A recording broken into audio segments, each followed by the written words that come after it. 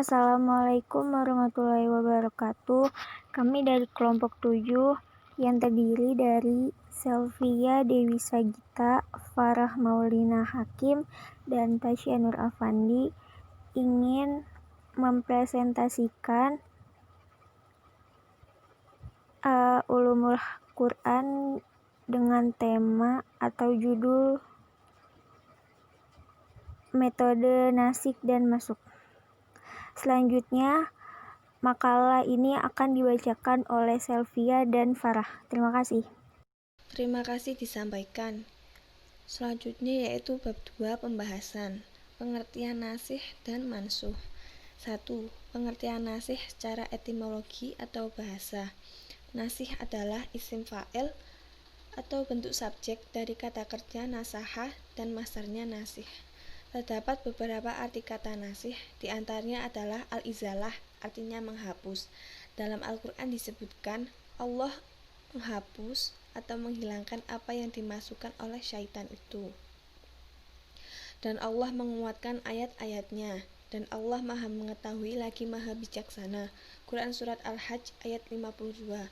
Diartikan juga at-tabdil, artinya menukar, sebagaimana disebutkan dalam Quran Surat An-Nahl ayat 101 yang artinya, dan apabila kami letakkan suatu ayat di tempat ayat yang lain sebagai penggantinya, padahal Allah lebih mengetahui apa yang diturunkannya. Mereka berkata, sesungguhnya kamu adalah orang yang mengada-ngadakan saja. Bahkan kebanyakan mereka tiada mengetahui. Quran Surat An-Nahl ayat 101. 2. Pengertian nasih secara terminologi atau istilah. Secara terminologi, nasih adalah mengangkat atau menghapus dalil hukum syarak dengan dalil hukum syari yang lain. Nasih adalah dalil syarak yang menghapus suatu hukum, dan mansuh ialah hukum syarak yang telah dihapus. Sebagaimana hadis Nabi yang artinya, dahulu aku melarang kalian berziarah kubur, sekarang berziarahlah. Hukum syarak larangan berziarah kubur ini telah mansuh atau telah dihapus dengan kebolehan berdasarkan hadis ini. 1. Pengertian mansuh. Adapun mansuh menurut bahasa yaitu sesuatu yang dihapus atau dihilangkan atau dipindah atau disalin atau dinukil. Sedangkan menurut istilah, mansuh adalah hukum syarak yang diambil dari dalil syarak yang pertama, yang belum diubah dan dibatalkan atau diganti dengan hukum dari dalil syarak baru yang datang kemudian. Tegasnya, dalam mansuh itu adalah berupa ketentuan hukum syarak pertama yang telah diubah dan diganti dengan yang baru, karena adanya perubahan situasi dan kondisi yang menghendaki perubahan dan pergantian hukum tadi. Selanjutnya, makalah akan dibacakan oleh Selvia. Ya, terima kasih. Sebelumnya, saya akan melanjutkan tentang macam-macam nasik dan mansuk. Macam-macam nas, karena sumber atau dalil syarak ada dua, yaitu Al-Quran dan Sunnah Nabi Muhammad. Maka ada 4 jenis nas, yaitu 1. Nas sunnah dengan sunnah, yaitu suatu hukum yang dasarnya sunnah, kemudian dinas dengan dalil syarak dari sunnah juga. Contohnya larangan ziarah kubur yang dinas menjadi boleh seperti pada hadis di atas. Yang kedua, nas sunnah dengan Al-Quran, suatu hukum yang telah ditetapkan dengan dalil sunnah kemudian dinas atau dihapus dengan dalil Al-Quran seperti ayat tentang sholat. Yang ketiga, ada nas Al-Quran dengan Al-Quran, yaitu beberapa pendapat ulama tentang nas Al-Quran dengan Al-Quran. Ada yang mengatakan tidak ada nasik dan mansukh dalam ayat-ayat Al-Quran karena tidak ada dalil yang batil dalam Al-Quran. Di antaranya adalah Abu Muslim Al-Isfahani berdasarkan firman Allah yang artinya, yang tidak datang padanya Al-Quran kebatilan baik dari depan maupun dari belakangnya, yang diturunkan dari Rabb yang maha bijaksana lagi maha terpuji. Quran Surat Al-Fussilat ayat 42. Yang keempat, ada nas Al-Quran dengan sunnah, yaitu hukum yang didasarkan pada dalil Al-Quran dinas dengan dalil sunnah. Untuk hal ini para ulama sepakat tidak ada karena Al-Quran posisinya lebih tinggi dari sunnah. Bagaimana pendapat ulama mengenai nas dalam Al-Quran? Sebenarnya timbulnya teori penghapusan itu adalah berpangkal pada salah satu pengertian para sahabat terhadap istilah nasak. Sepanjang fakta sejarah yang ada, dapat diketahui bahwa istilah nasak ini dipakai dalam dua pengertian. Pertama, membatasi pengertian, dan kedua, menghapuskan kesalahan pengertian. Naskh yang dimaksudkan itu bukanlah penghapusan ayat Al-Quran, melainkan penghapusan kesalahpengertian terhadap ayat Al-Quran. Sehingga dengan demikian pengertian yang telah ada itu dibuang dan digantikan dengan pengertian baru yang benar.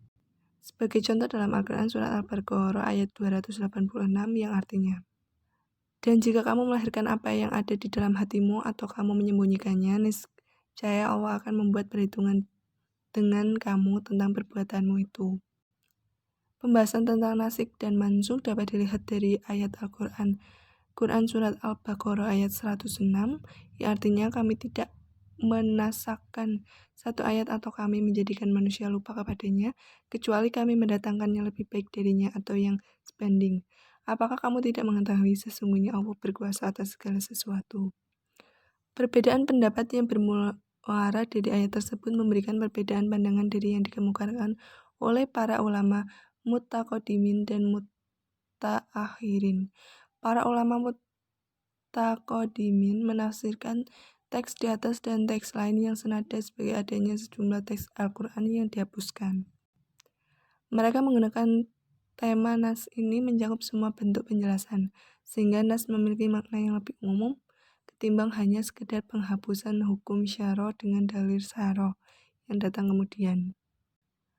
Hasbi Asy-Syiddiq menurunkan beberapa nama yang menafsirkan ayat pada Al-Baqarah ayat 106 dengan mukjizat diantaranya Syekh Muhammad Abduh tahun 1325 Hijriah dan Abu Muslim Al-Asfahani tahun 322 Hijriah.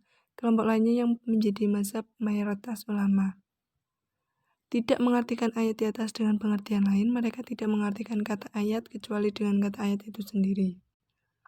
Hasbi Asy-Syiddiq dalam bukunya Sejarah dan Pengantar Ilmu Al-Quran atau Tafsir menamakan salah satu bab dalam bukunya itu dengan problema Naskhul Quran. Hasbi yang tidak sepakat dengan terjadinya nas Al-Quran menurutkan argumentasi ulama yang semadzhab dengannya, yaitu Abu Muslim Al-Asfahani yang mengatakan, jika dihukumi ada ayat yang telah dimasukkan dalam Al-Quran, berarti membatalkan sebagian isinya. Membatalkan itu berarti menetapkan bahwa di dalam Al-Quran ada yang batal atau yang salah. Pendapat lain mengatakan para ulama terbagi atas 4 bagian mengenai pandangannya terhadap naskh dalam Al-Quran. 1. Orang Yahudi. Mereka tidak mengakui adanya nas karena menurutnya nas mengandung konsep al-bada, yakni nampak jelas setelah tidak jelas. Yang dimaksud mereka adalah nas itu ada kalanya tanpa hikmah dan ini mustahil bagi Allah, serta ada kalanya karena suatu hikmah yang sebelumnya tidak nampak. Orang Syiah Rafidah, mereka sangat berlebihan dalam menetapkan nas dan meluaskannya. Mereka memandang konsep al-abada sebagai suatu hal yang mungkin terjadi bagi Allah. Dengan demikian maka posisi mereka sangat kontradiksi dengan orang Yahudi. Yang ketiga, Abu Muslim Al-Asfahani menurutnya secara logika nasikh dapat saja terjadi tetapi tidak mungkin terjadi menurut syara. Yang keempat, jumhur ulama. Mereka berpendapat nas adalah suatu hal yang dapat diterima akal dan telah pula terjadi dalam hukum-hukum syara berdasarkan dalil-dalil. 1. Perbuatan Allah tidak bergantung pada alasan dan tujuan. Ia boleh saja memerintahkan sesuatu pada suatu waktu yang lain, karena hanya Dialah yang maha mengetahui kepentingan-kepentingan hambanya. Yang kedua, nas-nas dan sunnah menunjukkan kebolehan nas dan terjadinya. Misalkan yang terdapat dalam firman Allah yang terdapat dalam surat An-Nahl ayat 101. Yang artinya, dan apabila kami letakkan suatu ayat di tempat ayat yang lain sebagai penggantinya padahal Allah lebih mengetahui apa yang diturunkannya. Yang kelima, ahli tahqiq. Menurut pendapat sebagian ahli tahqiq, Al-Quran menggunakan lafal naskh di segala tempat sesuai dengan makna yang asli hakiki, yang hanya itulah makna yang terguris di dalam dada masing-masing manusia. Kemudian Abu Muslim sebagai seorang ulama ahli tahqiq tidak membenarkan naskh dalam arti yang umum. Abu Muslim membatalkan beberapa macam naskh yang menurut pendapatnya berlawanan dengan firman Allah ayat 42 surat Al-Fussilat. Beliau mengatakan bahwa yang dimaksudkan dengan naskh ialah taksis.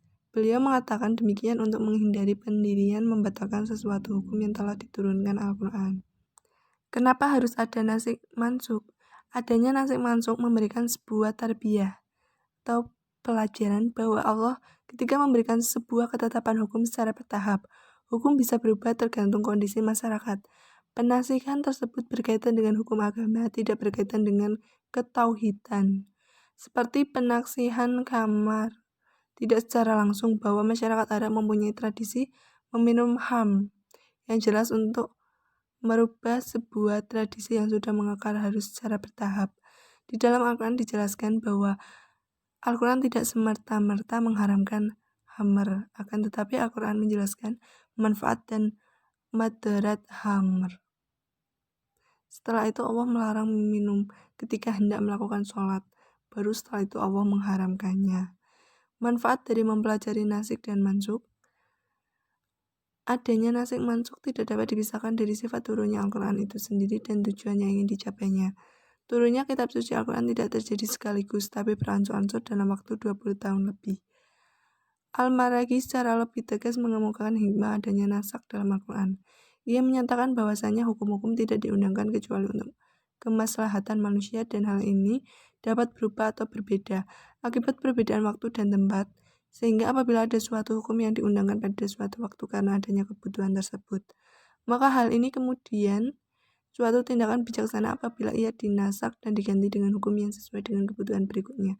Dengan demikian, maka akan terjadi lebih baik dari hukum semula atau setidaknya sama dengan hukum yang dinasak dari segi manfaatnya bagi hamba-hamba Allah. Adapun manfaat mempelajari nasikh dan mansukh dalam Al-Quran secara terperinci adalah sebagai berikut. 1. Memelihara kepentingan hamba dan kemaslahatan hamba. 2. Cobaan dan ujian bagi orang mukallaf untuk mengikutinya atau tidak. 3. Perkembangan tasyri menuju tingkat sempurna sesuai dengan perkembangan dakwah dan perkembangan kondisi umat manusia. 4. Menghendaki kebaikan dan kemudahan bagi umat, sebab jika nasak itu beralih ke hal yang lebih berat, maka di dalamnya terdapat tambahan pahala, dan jika beralih ke hal yang lebih ringan, maka ia mengundang kemudahan dan keringanan. 5. Menunjukkan bahwa syariat Islam yang diajarkan Rasulullah adalah syariat yang paling sempurna, yang telah menghapus syariat-syariat dari agama sebelumnya, karena syariat Islam telah mencakup ajaran-ajaran sebelumnya. Selain memberikan manfaat ketika mempelajari nasikh dan mansukh, terdapat beberapa rintangan dalam memahami Al-Quran dan menafsirkannya adalah dakwaan adanya naskh atau penghapusan hukum suatu ayat Al-Quran tanpa adanya bukti yang meyakinkan dan mewajibkan naskh itu. Untuk itulah sebagai umat muslim di era ini sebaiknya pandai dalam menempatkan diri pada naskh yang terbukti kebenarannya. Bab 3 penutup. A. Kesimpulan. Berdasarkan pembahasan mengenai materi nasikh dan mansukh di atas dapat disimpulkan sebagai berikut. 1. Nasikh adalah sesuatu yang menghilangkan, menggantikan, mengubah, dan memindahkan. Mansukh adalah sesuatu yang dihilangkan, dibatalkan, digantikan, dihapus, dipindahkan, dan diubah. 2. Para ulama terbagi atas 4 bagian mengenai pandangannya terhadap nasikh dalam Al-Quran. 3. Macam-macam nasikh dan mansukh dalam Al-Quran. 4. Manfaat dari mempelajari nasikh dan mansukh. A. Memelihara kepentingan hamba dan kemaslahatan hamba. B. Cobaan dan ujian bagi orang mukhalaf untuk mengikutinya atau tidak. C. Perkembangan tasyri menuju tingkat sempurna sesuai dengan perkembangan dakwah dan perkembangan kondisi umat manusia. B. Saran. Sebaiknya sebagai umat muslim untuk lebih selektif ketika menghadapi nasikh dan mansukh dalam Al-Quran, supaya tidak salah dalam mengambil keputusan dalam hal keakidahan.